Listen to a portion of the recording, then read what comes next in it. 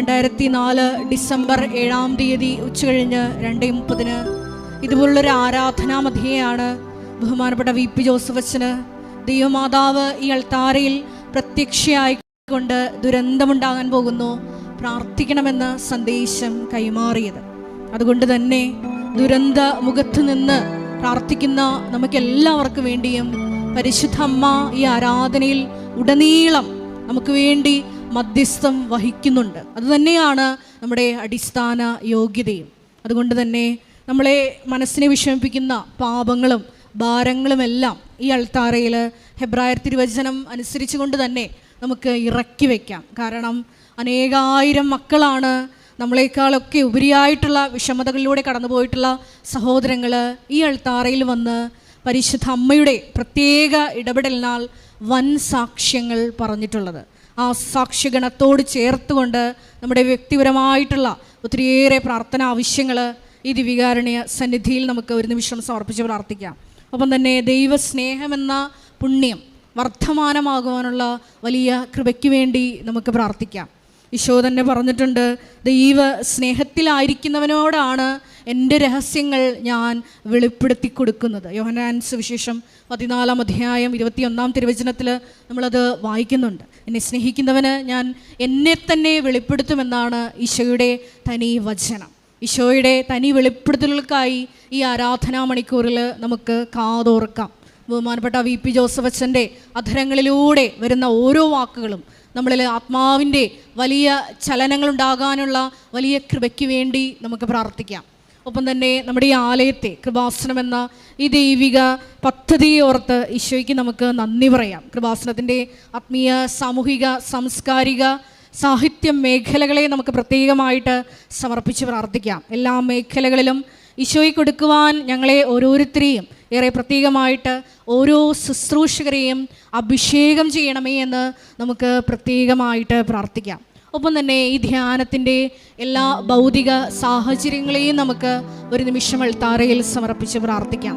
മധ്യസ്ഥ പ്രാർത്ഥനയിലായിരിക്കുന്ന സഹോദരങ്ങൾ, ഗാന ശുശ്രൂഷയിലായിരിക്കുന്ന സഹോദരങ്ങൾ, മീഡിയയിലായിരിക്കുന്ന സഹോദരങ്ങൾ, ക്യാമറ കൈകാര്യം ചെയ്യുന്ന സഹോദരങ്ങൾ, ഈ ധ്യാന ശുശ്രൂഷയുമായിട്ട് ബന്ധപ്പെട്ട് അടുക്കള മുതൽ അൾത്താര വരെ ശുശ്രൂഷ ചെയ്യുന്ന എല്ലാ മക്കളെയും ഈ അൾത്താരയിൽ നമുക്ക് ഒരു നിമിഷം സമർപ്പിച്ച് പ്രാർത്ഥിക്കാം.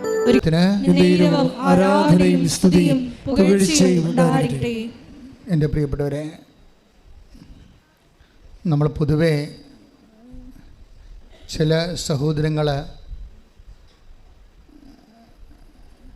ചെറിയ കംപ്ലൈൻറ്റ് പറയും. കംപ്ലൈൻറ്റ് ഇതാണ്: പുതുക്കൽ കഴിഞ്ഞാൽ, ഫസ്റ്റ് പുതുക്കൽ കഴിഞ്ഞാൽ, പച്ച പേപ്പർ കഴിഞ്ഞാൽ നീല പേപ്പർ വരുമല്ലോ. അപ്പോൾ നീല പേപ്പർ വന്നു കഴിഞ്ഞാൽ പിന്നീടുള്ള ക്ലാസ്സുകളെല്ലാം സെയിം, പുതുക്കലിന് പുതിയ ക്ലാസ്സുകളില്ല, പഴയ ക്ലാസ്സുകൾ തന്നെയാണ് ആൾക്കാർ കേൾക്കുന്നത്. ആ ക്ലാസ്സുകൾ ആൾക്കാർക്ക് മനഃപ്പാടമാണ്.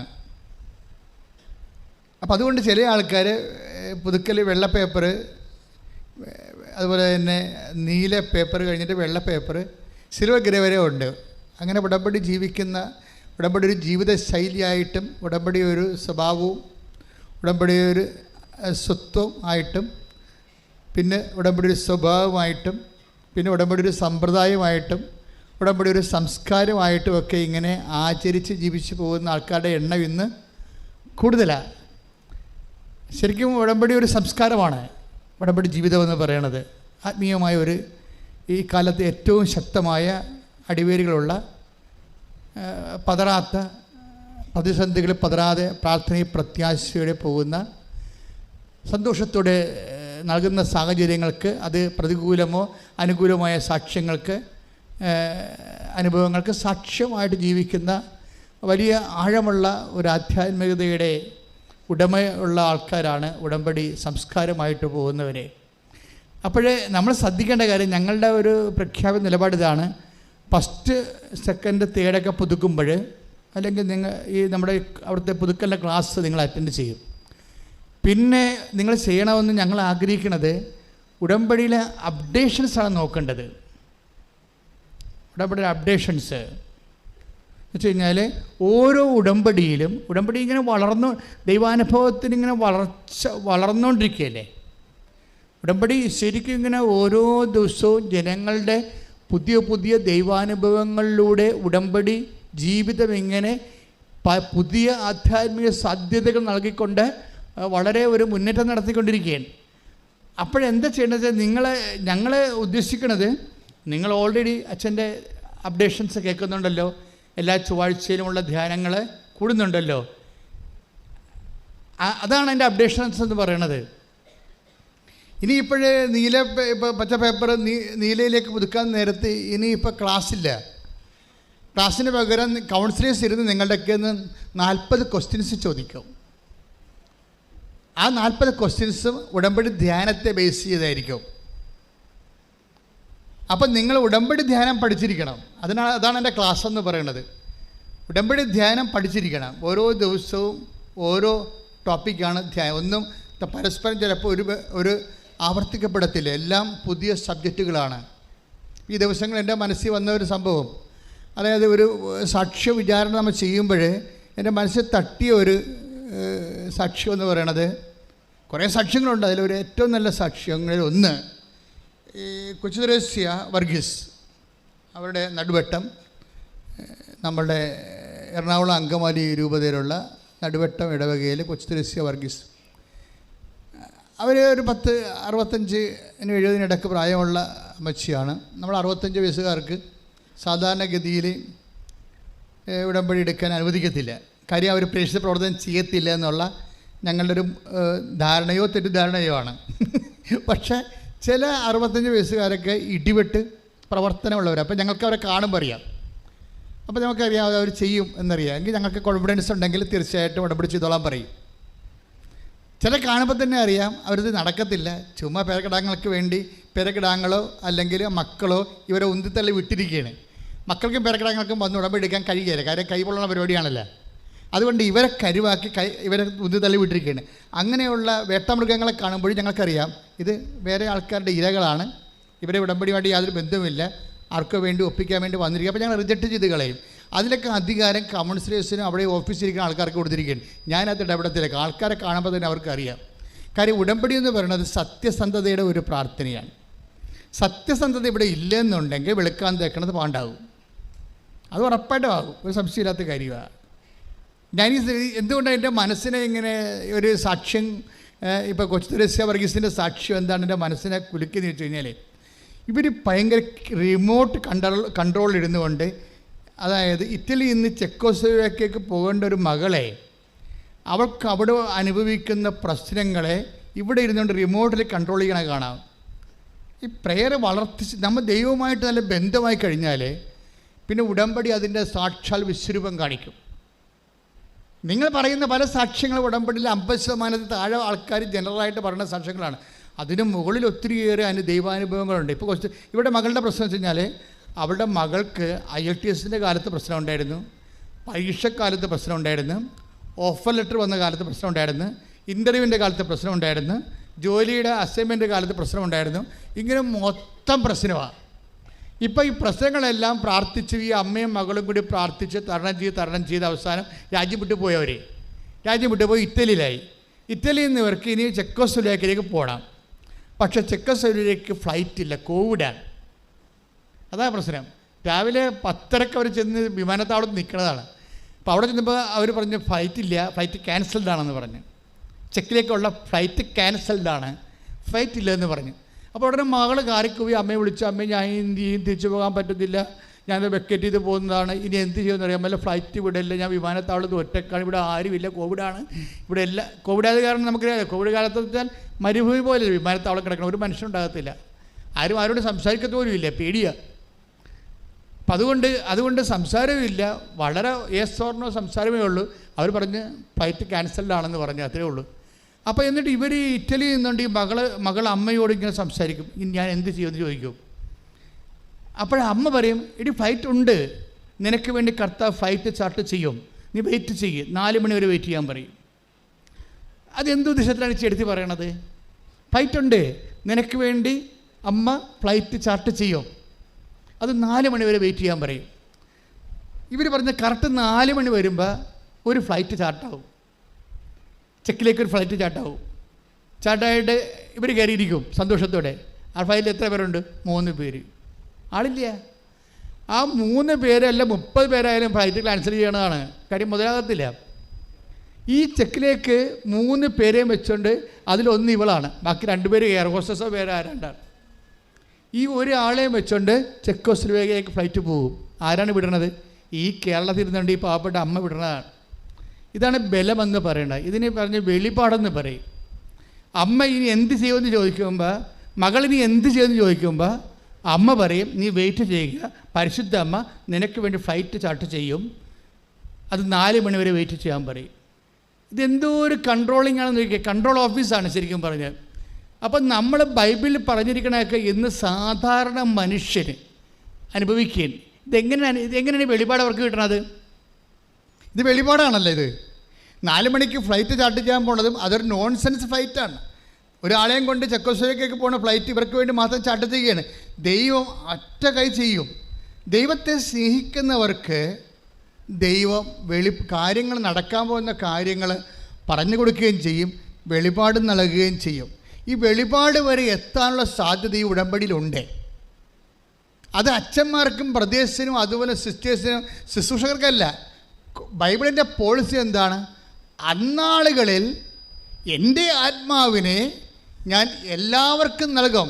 കൈയടിച്ച് കർത്താവേ ഹല്ലേലൂയ ഹല്ലേലൂയ ഹല്ലേലൂയ ഹല്ലേലൂയ യേശുവേ നന്ദി ഹല്ലേലൂയ ഹല്ലേലൂയ. ആത്മാവാം ദൈവമേ വരണേ. സന്തോഷത്തോടെ കൈയടിച്ചുകൂടെ.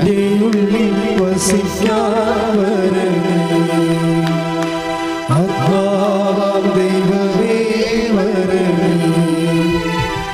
എൻ്റെ ഉള്ളിൽ വസിക്കാൻ വരണേ. ദാഹിച്ചു നിന്നെ ഞാൻ തേടുന്നു, സ്വർഗ്ഗം തുറന്നിറങ്ങി നീ വരണേ. ദാഹിച്ചു നിന്നെ ഞാൻ തേടുന്നു, സ്വർഗ്ഗം തുറന്നിറങ്ങി നീ വരണേ. ആത്മാവാം ദൈവമേ വരണേ, എൻ്റെ ഉള്ളിൽ വസിക്കാൻ വരണേ. പരിശുദ്ധ പരമദിവ്യകാരുണ്യത്തിന് എന്നേരവും ആരാധനയും സ്തുതിയും സന്തോഷത്തോടെ സ്നേഹസഹത്തോടെ പരിശുദ്ധ പരമദിവ്യകാരുണ്യത്തിന് എന്നേരവും ആരാധനയും സ്തുതിയും പുകഴ്ചയും ഉണ്ടാകട്ടെ. ജോയേൽ പ്രവാചന പുസ്തകം 2:28 വായിച്ചോളൂ. അന്ന് ഇങ്ങനെ സംഭവിക്കും. പറഞ്ഞേ, അന്ന് ഇങ്ങനെ സംഭവിക്കും. അന്ന് ഇങ്ങനെ സംഭവിക്കും. എല്ലാവരുടെയും മേൽ എൻ്റെ ആത്മാവിനെ ഞാൻ വർഷിക്കും. നിങ്ങളുടെ പുത്രന്മാരും പുത്രിമാരും പ്രവചിക്കും. നിങ്ങളുടെ വൃദ്ധന്മാർ സ്വപ്നങ്ങൾ കാണും. ഇതാണ് സാധനം. വൃദ്ധന്മാർ സ്വപ്നങ്ങൾ കാണുമെന്ന്. നിങ്ങളിൽ പ്രായമുള്ളവർക്ക് എന്താ സംഭവിക്കണത്? സ്വപ്നം കാണാം. എന്ന് വെച്ച് കഴിഞ്ഞാൽ ദൈവഹിതം, ദൈവം ചെയ്യാൻ പോകുന്ന കാര്യങ്ങൾ കാണും നേരെ മുൻകൂട്ടി. നിങ്ങളുടെ വൃദ്ധന്മാരെ, അതായത് നിങ്ങളിൽ പ്രായമുള്ളവരെ എന്ത് ചെയ്യും? അവർ സ്വപ്നങ്ങൾ കാണും, വരാൻ പോകുന്ന സംഭവങ്ങൾ. ദൈവം നമ്മളെ ഇസ്രായേലിൽ നിന്ന്, ഈജിപ്തിൽ നിന്ന് കൂട്ടിക്കൊണ്ടു പോകുന്നപ്പോഴേ നമ്മൾ സ്വപ്നം കാണുന്നവരെ പോലെ ആയിരുന്നില്ലേ എന്ന് സങ്കീർത്തനം പറയും. അപ്പോൾ ദൈവത്തിൻ്റെ വഴികൾ ഒരാളിന് വേണ്ടി ഒരു ഫ്ലൈറ്റ് ചാർട്ട് ചെയ്യുക എന്നുള്ളത് സ്വപ്നം മാത്രമാണ്.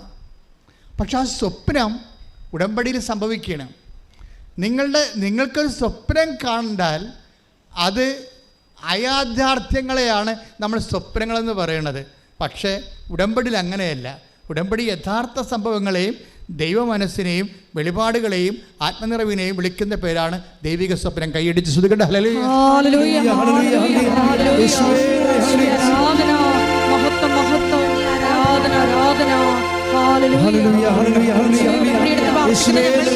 ദൈവിക മനസ്സ് സ്വപ്നത്തിലൂടെ വെളിപ്പെടുത്തി തരുന്നതിന് നന്ദി പറയുന്നു. ഹല്ലേലൂയ. മഹത്വം മഹത്വം.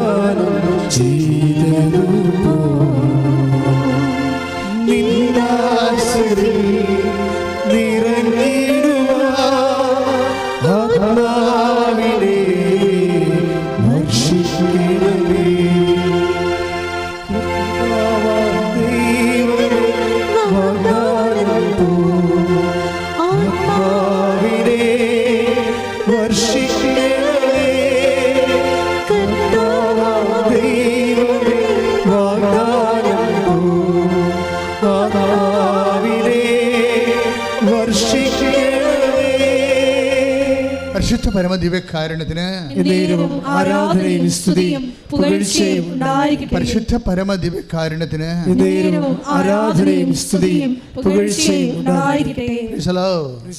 അപ്പോഴേ ഇതുപോലെ ദൈവിക പദ്ധതികൾ, സ്വപ്നതുല്യമായ കാര്യങ്ങൾ ഉടമ്പടി സംഭവിക്കുന്നതിൻ്റെ അടിസ്ഥാനം എന്താ? സ്വപ്നതുല്യമായ കാര്യങ്ങൾ. ഇപ്പം നിങ്ങളെ രക്ഷിക്കാൻ ഒരു മാർഗ്ഗമില്ല. ദൈവം നിങ്ങൾക്ക് വേണ്ടി ഒരു സ്വപ്നം കാണും ദൈവം. അതെന്തുകൊണ്ടാണ് ഇങ്ങനെ സ്വപ്നങ്ങൾ ഉണ്ടാകുന്നത്? എന്തിൻ്റെ ബേസ് എന്താ? വെളിപാട് സ്വപ്നങ്ങൾ, സ്വപ്നം ഒരു വെളിപാടല്ലേ? അതിൻ്റെ ബേസ് എന്താ? അതിൻ്റെ ബേസ് എന്താണെന്ന് അറിയാതെ ഉടമ്പടി നിങ്ങൾക്ക് മുന്നോട്ട് പുരോഗമിക്കാൻ പറ്റത്തില്ല. സ്വപ്ന വെളിപാടുകളുടെ എന്താണ് ഉടമ്പടിയുടെ ആധാരം? അതിൻ്റെ ആധാരം യോഹന്നാൻ്റെ സുവിശേഷം 14:21. ശ്രുതികട ഹല്ലേലൂയ. ഹല്ലേലൂയ, ഹല്ലേലൂയ, യേശുവേ നന്ദി, ഹല്ലേലൂയ, ഹല്ലേലൂയ. ആരാധന, ഹല്ലേലൂയ. യോഹന്നാൻ 14:21. എന്റെ കൽപ്പനകൾ സ്വീകരിക്കുകയും ഒന്ന് പറഞ്ഞേ. എന്റെ കൽപ്പനകൾ സ്വീകരിക്കുകയും പാലിക്കുകയും ചെയ്യുന്നവനാണ് എന്നെ സ്നേഹിക്കുന്നത്. എന്നെ സ്നേഹിക്കുന്നവനെ എന്റെ പിതാവും സ്നേഹിക്കും. ഞാനും അവനെ സ്നേഹിക്കുകയും എന്നെ അവന് വെളിപ്പെടുത്തുകയും ചെയ്യും. ഇത് ഉടമ്പടിയുടെ ഒരു കീ വേർഡാണ്. എല്ലാത്തിനും കീ വേണ്ടേ? നമുക്ക് മുറിയിൽ കീ ഉണ്ട്. കീ കളഞ്ഞു പോയുള്ള അവസ്ഥ അറിയാമല്ല. അതുപോലെ തന്നെ എല്ലാത്തിനും കീ ഉണ്ട്. കാറിനും കീ ഉണ്ട്, ബൈബിളിനും ജീവിതത്തിനും ഒക്കെ കീ ഉണ്ട്. കീ വേഡ്, ആ കീ വേഡ് ഉടമ്പടി ഒരു കീ വേഡാണ്. 14:21 യോഹന്നാൻ്റെ സുവിശേഷം എന്താ പറയണത്? ഏറ്റു പറഞ്ഞ് എന്നെ സ്നേഹിക്കുകയും റീഡ് ഇറ്റ്. എന്റെ കൽപ്പനകൾ സ്വീകരിക്കുകയും എന്നെ സ്നേഹിക്കുകയും എന്റെ കൽപ്പനകൾ സ്വീകരിക്കുകയും ചെയ്യുന്നവരെ, സ്വീകരിക്കുകയും പാലിക്കുകയും ചെയ്യുന്നവരെ. നിങ്ങൾ ചിന്തിച്ചു നോക്കിയേ, അതിൻ്റെ അർത്ഥം എന്താണ്? ഉടമ്പടി എടുക്കുന്നവരെന്ന അതിൻ്റെ അർത്ഥം. ക്ലിയർ അല്ലേ? 14:21 അർത്ഥം എന്താണ്? എന്നെ സ്നേഹിക്കുകയും എന്ന് പറഞ്ഞേ എന്റെ കൽപ്പനകൾ സ്വീകരിക്കുകയും അവൻ പറയണത് പോലെ പാലിക്കുകയും ചെയ്യുന്നവരെ, ഉടമ്പടി എടുക്കുന്നവരെ. അതാ വിഷയം. ഉടമ്പടി എടുക്കാതെ നമുക്ക് ആധ്യാത്മിക ജീവിതം സാധ്യമല്ല. അല്ലെങ്കിൽ ഉടമ്പടി പ്രകാരമല്ലാതെ ദൈവവചനം ജീവിക്കാതെ നമുക്ക് ആധ്യാത്മിക ജീവിതം സാധ്യമല്ല. ഇപ്പം കറക്റ്റ് വെളിപാടുകൾ, സ്വപ്ന വെളിപാടുകൾ വരെ ആരംഭിക്കുന്നതിന് അടിസ്ഥാനം എന്താണ്? ആദ്യം ബേസ്മെൻറ്റ് എന്താണ്? എന്നെ സ്നേഹിക്കുകയും. ഇപ്പം ഈ ഉടമ്പടി എടുക്കുന്ന 50% പേര് പൊട്ടകളാണ്. എന്താ കാര്യം? അവർ ദൈവത്തെ സ്നേഹിക്കണില്ല, അവരവരുടെ ജോലി സ്നേഹിക്കുന്നു. ഇല്ലേ? ആരെങ്കിലും പോയി ലൈൻ അടിച്ചു അവനെ വശത്താക്കാൻ വേണ്ടി വന്ന് ഉടമ്പടി ചെയ്യുന്ന കണ്ടാപ്രയോഗങ്ങളുണ്ട്. അത് തമസ്സറയല്ലേ? എന്നിട്ട് അതല്ല, എന്ത് ധൈര്യമാണ് ഇത് വന്ന് എന്നോട് പറയണത്? ഇപ്പോൾ എന്തൊരു ചങ്കത്തികളായിരിക്കും നോക്കിയേ. ആണുങ്ങൾ പറയത്തില്ല, പെണ്ണുങ്ങൾ പറയത്തുള്ളൂ. അവിടെ നിൽക്കുമ്പോൾ അറിയാൻ പറ്റും. പിന്നെ ഞാനങ്ങനെ കൺട്രോളൊന്നും കളയാതെ മര്യാദക്ക് നിൽക്കുക, അല്ലെങ്കിൽ ഇതിനൊക്കെ കൊടുക്കത്തില്ലേ, തലക്കിട്ടടിച്ച് കൊടുക്കും. അപ്പം അത്രയും ബോധമില്ലാത്ത ആൾക്കാരുണ്ട്. ആ ദൈവഹിതമാണോ? നമുക്കറിയാം കണ്ണിൻ്റെ ദുരാശയാണോ? ശരീരത്തിന് നമുക്കറിയാമില്ല. ഈ പ്രണയമൊക്കെ വരുമ്പോൾ ഉണ്ടാകുന്നൊരു പ്രശ്നം എന്ന് വെച്ച് കഴിഞ്ഞാൽ പ്രണയകാലങ്ങളിലെ ആധ്യാത്മിക ജീവിതത്തിന് സാധ്യമല്ലാതെ വരും. എന്താ കാരണം എന്നറിയാമോ? പ്രണയകാലം ബേസിക്കായിട്ട് നിങ്ങൾ ഇതിൻ്റെ അകത്ത് അകപ്പെട്ടിരിക്കുന്ന ആൾക്കാർ ശ്രദ്ധിച്ചാൽ കേട്ടോ. പ്രണയകാലം ബേസിക്കായിട്ട് എന്തിൻ്റെ കാലമാണ്? കണ്ണിൻ്റെ ദുരാശയുടെ കാലമാണ്. ശരീരത്തിൻ്റെ അഹന്ത, കണ്ണിൻ്റെ ദുരാശ, ജഡത്തിൻ്റെ ദുരാശ, ജീവിതത്തിൻ്റെ അഹന്ത. ഈ 3 സാധനമാണ്. ഇതൊന്നും പിതാവിൻ്റെതല്ല, ലോകത്തിൻ്റെതാണ്. ലോകാരൂപിയിലാണ് ജീവിക്കണേ. അതുകൊണ്ട് എന്ത് പറ്റി? അത് കാരണം എന്തോ ലോകം കടന്നു പോകും. അതിൻ്റെ മോഹഭാവമാണിത് സംഭവം. കാര്യം ഇതിൻ്റെ പ്രണയത്തിൻ്റെ കൂടെ വരുന്ന കുറേ പാപങ്ങളുണ്ട്. ഒന്ന് പ്രാർത്ഥനാ ജീവിതം പൊളിയായിരിക്കും. അകപ്പെടെ പ്രാർത്ഥിക്കണമെങ്കിൽ ഇവനെ അവളെ കിട്ടാനേ പ്രാർത്ഥിക്കത്തുള്ളൂ, വേറെ ഒന്നിനും പ്രാർത്ഥിക്കത്തില്ല. ദൈവഹിതത്തിന് പ്രാർത്ഥിക്കത്തില്ല. നീ പ്രണയിച്ചിരിക്കുന്നവരോടൊന്ന് പറയാമോ ദൈവഹിതം നോക്കാൻ? നോക്കത്തില്ല. അതൊക്കെ ദൈവം ചെയ്തോളും. അത് ഇവരുടെ ഈ ആക്രാന്തം മുഴുവൻ ദൈവത്തിൻ്റെ പേരിൽ കെട്ടിയേൽപ്പിച്ചിട്ട് അതിനുവേണ്ടി ദൈവത്തിനെ വശത്താക്കാൻ വേണ്ടി നടക്കുകയാണ് കണ്ടാമൃഗം. അപ്പോൾ ഇതിൻ്റെ പ്രോബ്ലം വെച്ചാൽ ചെന്ന് അകപ്പെട്ട പണി കിട്ടും. ഇതിനൊക്കെ ഒരു കാലമുണ്ടെന്നാണ് ബൈബിൾ പറയണത്. ഇതിനൊക്കെ ഒരു കാലമുണ്ട്. ഇന്നലെ ഒരു +2 കാരത്തി എൻ്റെ അടുത്ത് വന്നിട്ടുണ്ടായിരുന്നു. അവളെ അമ്മയാണ് കൊണ്ട് വന്നിരിക്കണത്. അച്ഛാ ഇവളൊരു പ്രണയത്തിൽ പെട്ടിരിക്കുകയാണ്, ഇവളെ അച്ഛനൊന്ന് ഉപദേശിക്കണമെന്ന് പറഞ്ഞ്. അപ്പോൾ ഞാൻ ചിരിച്ച് കാര്യം 17 വയസ്സുകാരികളെ ഉപയോഗിച്ചാൽ മിക്കവാറും നമ്മൾ ആത്മഹത്യ ചെയ്യേണ്ടി വരും. കാര്യം ഇവരുടെയൊക്കെ ഇവർ ഈ 17 വയസ്സിൽ തന്നെ ഈ കച്ചവടം തുടങ്ങിയെടുക്കാൻ കാരണം ഇവരുടെ ബുദ്ധി, മനസ്സ്, ഓർമ്മ, ഉറക്കം എല്ലാം ഇതിൻ്റെ അകത്ത് ഈ ബാക്ടീരിയ, വൈറസ് കയറി പിടിച്ചിരിക്കുകയാണ്. നല്ല നല്ല വൈറസാണ് ഈ സാധനം. അപ്പോൾ ഇതിനെക്കുറിച്ച് എന്തെല്ലാം നമ്മൾ പറഞ്ഞാലും പാടാൻ പറഞ്ഞിട്ട് കാര്യമില്ല. പിന്നെ എന്ത് ചെയ്യും? ബന്ധിച്ച് പ്രാർത്ഥിക്കും.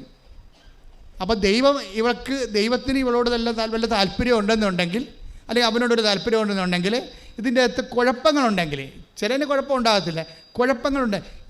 ചിലതിനല്ല, എല്ലാത്തിനും കുഴപ്പമുള്ളൊരു കുഴപ്പം എന്താണെന്നറിയാമോ? ഞാൻ ഇപ്പോൾ 10-21 ലക്ഷം ആൾക്കാരെ കൗൺസിൽ ചെയ്തപ്പോൾ എനിക്ക് മനസ്സിലായത് ഇതിനകത്ത് ഒരു വരുന്ന കുഴപ്പമെന്ന് പറയുന്നത് ദൈവത്തിന് 1-ാം സ്ഥാനവുമില്ല, 2-ാം സ്ഥാനവുമില്ല, 3-ാം സ്ഥാനവുമില്ല. പ്രണയവും കാമവും കയറി തലക്കടിച്ച് നടക്കുന്ന കക്ഷികൾക്ക് അവർ ദൈവത്തിന് 1-ാം സ്ഥാനമോ 2-ാം സ്ഥാനമോ 3-ാം സ്ഥാനമോ ഒന്നും കൊടുക്കത്തില്ല. മാതാപിതാക്കന്മാർക്ക് സ്ഥാനമില്ല, പിന്നെയാണ് ദൈവത്തിന്. അവരുടെ ആളിനെ മാത്രമേ സ്ഥാനമുള്ളൂ. അതുകൊണ്ട് ഇവരെ അകപ്പെട്ടിരിക്കുകയാണ്. ശരിക്കും പറഞ്ഞാൽ ഇത് പേപ്പട്ട് കടിച്ച ആൾക്കാരെ പോലുള്ള അവസ്ഥയാണ് ഇത് വരുന്നത്. ഇന്ത്യൻ നോളെ ഒഴുക്കണില്ലെന്ന് മാത്രമേ ഉള്ളൂ, ബാക്കി എല്ലാ ചേട്ടകളും കാണിക്കും.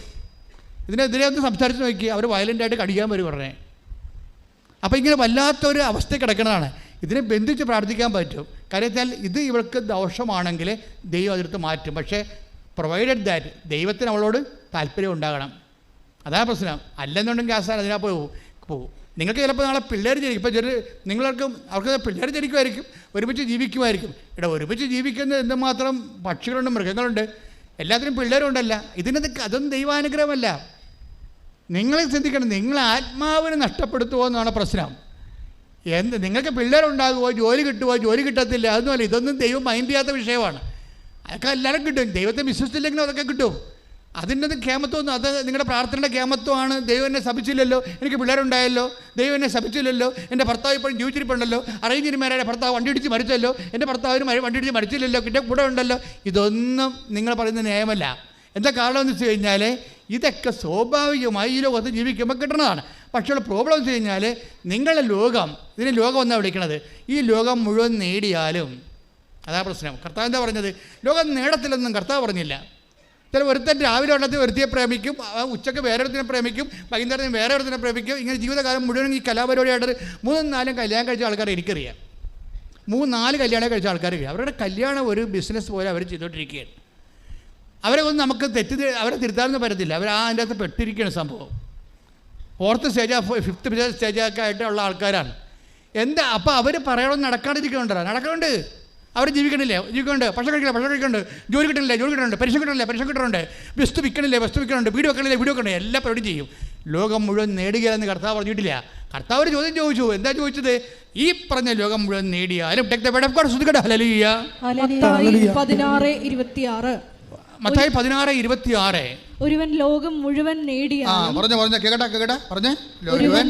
മുഴുവൻ നേടിയാലും ലോകം മുഴുവൻ നേടിയാലും സ്വന്തം ആത്മാവിനെ നഷ്ടപ്പെടുത്തിയാൽ അവന് എന്ത് പ്രയോജനം? അപ്പോൾ ദൈവം എന്താ നോക്കണത്? ഈ ഉടമ്പടി എടുക്കുമ്പോൾ ആത്മാവ് ഓക്കെ ആണെന്ന് നോക്കത്തുള്ളൂ. അല്ല നിനക്ക് സൗന്ദര്യമുണ്ടാ, ആരോഗ്യമുണ്ടാ, നിനക്ക് ദീർഘായുസുണ്ട്, ഇതൊന്നും ദൈവത്തിൻ്റെ സബ്ജക്റ്റ് പോലും അല്ല. എന്താ കാര്യം? ഇതൊക്കെ ഇപ്പോൾ മണ്ണോട് മണ്ണ് തീരാൻ പോണ കാര്യങ്ങളാണ്. കുറച്ച് ദിവസത്തിൻ്റെ വർഷത്തിൻ്റെ വ്യത്യാസം മാത്രമേ ഉള്ളൂ. എല്ലാം മണ്ണോട് മണ്ണ് തീർന്ന് അങ്ങോട്ട് തീരാൻ പോണ കാര്യങ്ങളാണ്. ഇതിനെക്കുറിച്ചൊന്നും ദൈവം ബോധറല്ല. പക്ഷേ എന്താ പ്രശ്നം? നിങ്ങൾക്ക് ആത്മാവ് നഷ്ടപ്പെടുകയോ ഇല്ലയോ എന്ന് മാത്രമേ ദൈവം നോക്കത്തുള്ളൂ. നിങ്ങൾ ആത്മാവിനെക്കുറിച്ച് കൃത്യതയെക്കുറിച്ച് ബോധമില്ല എന്നുണ്ടെങ്കിൽ മൊത്തം പോയിരിക്കുകയാണ് ബോധം. ആത്മാവിനെക്കുറിച്ച് നിങ്ങൾക്ക് ബോധമില്ല എന്നുണ്ടെങ്കിൽ നിങ്ങളുടെ ബോധം മൊത്തം പോയിരിക്കുകയാണ്. കാര്യം എന്താ? ബോധം ഉണ്ടായിട്ട് കാര്യമില്ല. പോകാനുള്ളത് നേരത്തെ പോയിരിക്കുന്നു. പിന്നെ കുറച്ച് നാൾ ഇനി ജീവിക്കുമായിരിക്കും. അത് കഴിയുമ്പോൾ ചത്തും പോകും. ദൈവത്തിൻ്റെ അടുത്ത് എത്തത്തുമില്ല. ഇതാണ് എൻ്റെ വിഷയം. അപ്പം അതുകൊണ്ട് ഈ വിഷയത്തിൽ വളരെ ബുദ്ധിപൂർവമായ ഒരു നിലപാടെടുക്കേണ്ടി വരും. കർത്താവിനോട് അങ്ങോട്ട് ചെന്ന് പറയണം. എന്താണ്? ദൈവമേ, എൻ്റെ കണ്ണ് അകപ്പെട്ടിരിക്കുകയാണ്. ഏത് സമയത്താണ് ഈ മനുഷ്യൻ കണ്ടെന്നറിയത്തില്ല. പക്ഷേ ഇത് നിൻ്റെ ഹിതമാണെന്ന് എനിക്കറിയത്തില്ല. അതുകൊണ്ട് ഞാൻ തൽക്കാലം സ്റ്റോപ്പ് പേയ്മെൻറ്റ് ചെയ്യുന്നു. എന്താണ്? ബൈബിൾ പറഞ്ഞിട്ടുണ്ട്, പ്രണയിക്കാൻ ഒരു കാലം എന്ന് പറഞ്ഞിട്ടുണ്ട്. Take the bed code. സഭാപ്രസംഗി 3:5. സഭാപ്രസംഗി 3:5. കല്ല് പെറുക്കി കളയാൻ ഒരു കാലം. സഭാപ്രസംഗി 3:5. കല്ല് പെറുക്കി കളയാൻ ഒരു കാലം.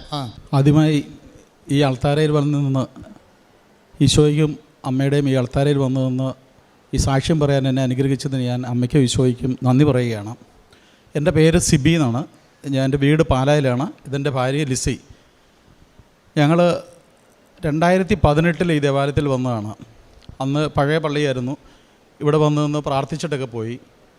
പക്ഷേ 2019 ഞങ്ങൾ വീണ്ടും വന്നു. അതിനു മുമ്പ് ഞാൻ എന്നെക്കുറിച്ച് പറയാം. എൻ്റെ പേര് പറഞ്ഞ സിബി എന്നാണ്. ഞാൻ പാലായിലൊരു ബിസിനസ് ചെയ്യുന്നു. അതോടൊപ്പം തന്നെ മലയാളത്തിലെ ഒരു സിനിമയുടെ നിർമ്മാതാവാണ്. ഒരു സിനിമയല്ല, വളരെയധികം സിനിമകൾ നിർമ്മിച്ചിട്ടുള്ള ഒരു പ്രൊഡ്യൂസർ കൂടെയാണ് ഞാൻ. Honey bee, Mannar Mathai speaking, അങ്ങനെയുള്ള പ്രശസ്തമായ നിരവധി സിനിമകൾ ഞാൻ നിർമ്മിച്ചിട്ടുണ്ട്.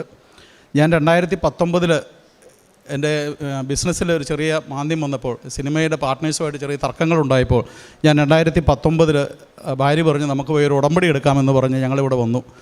ഇവിടെ വന്നപ്പം ഒന്ന് ഭയങ്കര തിരക്കാണ്. ഞാൻ പുറത്ത് നിൽക്കുകയാണ് ചെയ്ത്. ഞാൻ ലിസിയോട് പറഞ്ഞു പോയി ഫോം മേടിച്ചുകൊണ്ട് വരാൻ പറഞ്ഞു. അപ്പം ഭാര്യ പോയി ഫോമൊക്കെ മേടിച്ചുകൊണ്ട് വന്നു. ഫോം മേടിച്ചുകൊണ്ട് വന്ന് ഞാനത് വായിച്ച് നോക്കിയപ്പോൾ ഞാനാണ് എഴുതാൻ പേന എടുത്ത് എഴുതിയത്. ഞാൻ ലിസിയുടെ പേരാണ് എഴുതിയത്, എൻ്റെ പേര് എഴുതിയില്ല. അപ്പോൾ എന്നോട് ചോദിച്ചു എന്താണ്. ഞാൻ പറഞ്ഞു ഇത് വായിച്ചിട്ട് എനിക്ക് വലിയ താല്പര്യമൊന്നും തോന്നുന്നില്ല, ഞാനുകൊണ്ട് എൻ്റെ പേര് എഴുതുന്നില്ല, ലിസി വേണേൽ എടുത്തോളം പറഞ്ഞ് ഞാൻ പുറത്ത് നിന്നു. അപ്പം ഭാര്യ ഉടമ്പടി എടുത്തു. ഉടമ്പടിയായിട്ട് ഞങ്ങൾ ചെന്ന് പ്രാർത്ഥന തുടങ്ങിയെങ്കിലും ഞാൻ പ്രാർത്ഥിക്കാനൊന്നും കൂടിയില്ലായിരുന്നു. എനിക്ക് വലിയ താല്പര്യമില്ലായിരുന്നു ഇതിനകത്ത് പ്രാർത്ഥിക്കാനായിട്ട്. കുറച്ച് നാൾ പ്രാർത്ഥിച്ചു. അത് കഴിഞ്ഞ് പത്രമൊക്കെ ആണെങ്കിൽ പോലും ഏതെങ്കിലും സർക്കാർ ഓഫീസിലോ അല്ലെങ്കിൽ ഹോസ്പിറ്റലിൻ്റെ റിസപ്ഷനിലൊക്കെ കൊണ്ടുപോയി നമ്മൾ വെച്ചിട്ട് പോകുന്ന ഒരു രീതിയിൽ 2-3 മാസം അത് തുടർന്നുള്ളൂ. അതിനുശേഷം ഞങ്ങൾ ആ സമയത്ത് തന്നെ ഞങ്ങൾ ഈ എറണാകുളത്തൊരു ധ്യാന കേന്ദ്രത്തിൽ എല്ലാ മാസവും അവിടെ ഒരു അൽമായൻ്റെ പ്രാർത്ഥന ഉണ്ടായിരുന്നു. അപ്പോൾ ഞങ്ങൾ എല്ലാ മാസവും അത് കൂടാനായിട്ട് വരും. ഈ ധ്യാനത്തിൻ്റെ ഇടയ്ക്ക് അവിടുത്തെ ആ ധ്യാന കേന്ദ്രത്തിൻ്റെ ഡയറക്ടർ അച്ഛനാണ് അവിടെ കുർബാന ചെല്ലുന്നത്. ഈ കുർബാനയുടെ മധ്യേ അച്ഛൻ പ്രസംഗിച്ചപ്പോൾ വളരെ രോഷാകുലനായ കൃപാസനത്തെക്കുറിച്ച് പറഞ്ഞു. ഇത് വെറും തട്ടിപ്പാണ്, നിങ്ങളൊന്നും അവിടെ പോകരുത്, ഉടമ്പടി നമ്മുടെ ബൈബിളിൽ പറഞ്ഞിട്ടില്ല എന്നൊക്കെ അച്ഛൻ ആധികാരികമായി പറഞ്ഞപ്പോൾ ഞങ്ങളത് പൂർണ്ണമായി വിശ്വസിച്ചു. അതിന് ഫലമായി ഞങ്ങളുടെ ഉടമ്പടി അങ്ങ് ഉപേക്ഷിച്ചു. ഉടമ്പടി പത്രം പോലും എവിടെയാണെന്ന് അറിയാൻ മേലാത്ത രീതിയിൽ ഉടമ്പടി പൂർണ്ണമായി ഉപേക്ഷിച്ച്, ഉടമ്പടി തൈലവും തിരിയൊക്കെ എവിടെയോ ഉപേക്ഷിച്ച് ഞങ്ങൾ പോയത്. വീണ്ടും ഞങ്ങൾ ഇവിടെ വന്ന് പറ്റുമ്പോഴൊക്കെ ഇവിടെ വന്ന് പ്രാർത്ഥിക്കാൻ വരുമായിരുന്നു. ഇവിടെ വന്ന് മാതാവിൻ്റെ അടുത്ത് വന്ന് ജപമാല അർപ്പിക്കും, പ്രാർത്ഥിക്കും. അത് കഴിഞ്ഞ് പിന്നെ കോവിഡ് വന്നപ്പോൾ ഞങ്ങൾ പുറത്ത് നിന്നുകൊണ്ടാണെങ്കിൽ പോലും അവിടെ വന്ന് കൊന്തയൊക്കെ ചൊല്ലിയിട്ടാണ് ഞങ്ങൾ പൊയ്ക്കൊണ്ടിരുന്നത്. പക്ഷേ ഇതിൻ്റെ എല്ലാ അനുഗ്രഹങ്ങളും ഞങ്ങൾക്ക് കിട്ടിക്കൊണ്ടാണ് ഇരുന്നത്. കാരണം എൻ്റെ മോളൊന്ന് MBBS പഠിക്കുക അമൃതയിൽ. അവളുടെ എക്സാമിൻ്റെ സമയത്ത് ഞങ്ങൾ വരുമായിരുന്നു. മോൻ അതുപോലെ ജർമ്മനിക്ക് പോകാൻ, അവനും അവൻ്റെ ഭാര്യയും കൂടെ പോകാനുള്ള, അവർ ഖത്തറിലായിരുന്നു. അവരവിടുന്ന് യൂറോപ്പിലേക്ക് ഒന്ന് ഷിഫ്റ്റ് ചെയ്യാനുള്ള കാര്യങ്ങളുമായിട്ട് പോയപ്പോൾ ഞങ്ങൾ പ്രാർത്ഥിക്കുന്ന ആ കാര്യങ്ങളെല്ലാം ഞങ്ങൾക്ക് സാധിച്ച് കിട്ടിക്കൊണ്ടിരുന്നു. പക്ഷേ ഞങ്ങൾ ഈ ഉടമ്പടി എടുത്തുകൊണ്ടാണ്, ഞങ്ങൾ ഉടമ്പടി പൂർത്തിയാക്കിയില്ലെങ്കിലും ഉടമ്പടി ഞങ്ങൾ വെച്ച കാര്യങ്ങളാണ് നടക്കുന്നതെന്നുള്ളത് ഞങ്ങൾ ചിന്തിക്കുന്നുമില്ല. ഉടമ്പടിയെ നമ്മൾ പൂർണ്ണമായി അങ്ങ് മറന്നുപോയ സാഹചര്യമായിരുന്നു ഉള്ളത്.